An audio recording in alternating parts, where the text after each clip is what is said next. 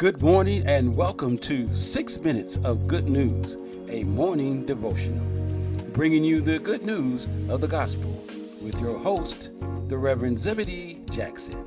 So sit back and let's dive into 6 Minutes of Good News. Good morning, my brothers and sisters. Thank you for tuning in to 6 Minutes of Good News. Welcome, everyone, to the start of a new day. We don't know what it will bring, but one thing for sure is that we will be a part of it. Today's episode, God's Masterpiece. The scripture, Ephesians, the second chapter, verse 10.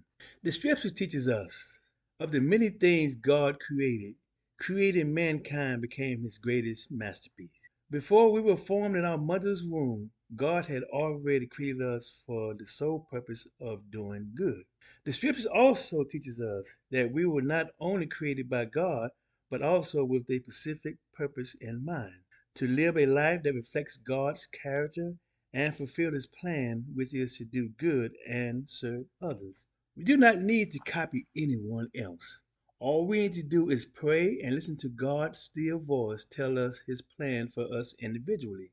Paul reminds us that salvation is achieved based on grace and mercy through your good works. God also created us to walk along with him and bear good fruit, meaning to do good things. With this in mind, God saved us by giving us grace and mercy, something we did not earn but is freely given as long as we continue to serve others and do good.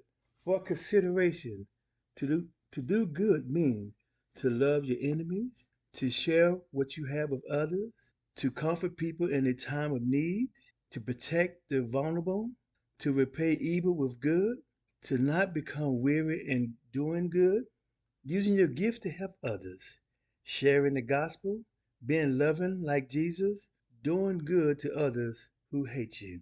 The ultimate goal of doing good is to show God's love and to draw other people closer to him, and that is good news.